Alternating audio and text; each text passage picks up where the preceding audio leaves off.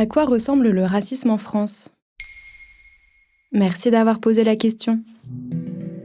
Les années passent et le constat reste le même. Le racisme ne désemplit pas en France. Pour 9 personnes noires sur 10 sur la métropole, le racisme lié à leur couleur de peau est quotidien, selon un sondage du CRAN, le Conseil représentatif des associations noires. Et malheureusement, le racisme anti-noir n'en est pas sa seule représentation sur le sol français. Antisémitisme, islamophobie, tout y passe. En effet, un tiers des actes anti-religieux en France est contre le judaïsme en 2021, selon le gouvernement. De la même manière, selon l'Observatoire de lutte contre l'islamophobie, les actes anti-musulmans ne font qu'augmenter depuis les attentats du 11 septembre 2001.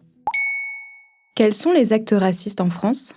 C'est au sein des familles que les attitudes commencent à se montrer problématiques. Selon le rapport du CRAN, un tiers des Français interrogés avouent qu'ils réagiraient mal si leur enfant se mariait avec une personne noire ou du même sexe. Et c'est presque 1 personne sur 2 s'il s'agissait d'un Maghrébin. En effet, les actes racistes et antisémites ne se résument pas seulement aux atteintes directes aux personnes et aux lieux saints. Plus de la moitié d'entre eux sont des agressions physiques ou verbales, selon les chiffres du ministère de l'Intérieur en 2021. Mais le CRAN montre dans son étude que la moitié des personnes noires en France subissent au moins un contrôle de police dans l'année. Le chiffre tombe à 25% pour l'ensemble de la population française. Ce phénomène n'est pas comptabilisé dans les chiffres officiels du ministère de l'Intérieur comme acte raciste.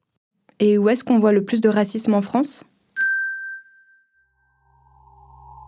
Selon le CRAN, ce sont dans les lieux publics que le sentiment de racisme se fait le plus ressentir. Ensuite, c'est au travail. Rien que ces 2 espaces représentent 70% des lieux dans lesquels le racisme s'exprime le plus. Dans une colonne du Parisien, le fondateur du CRAN, Patrick Lozès, explique que ce sont les lieux de la vie quotidienne.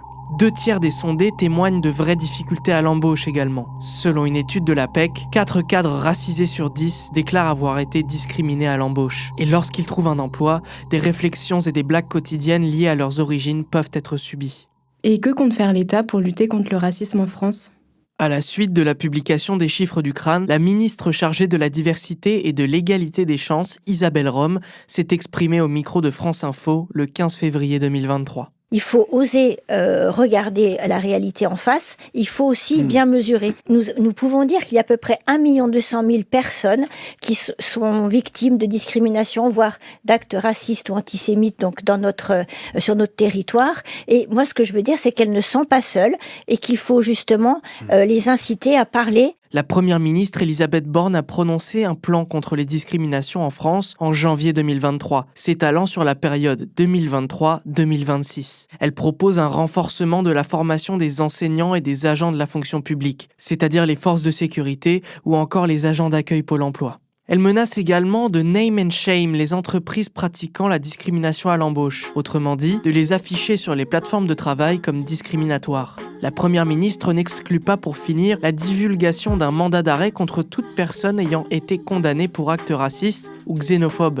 afin de faciliter l'exécution des peines. Voilà à quoi ressemble le racisme en France.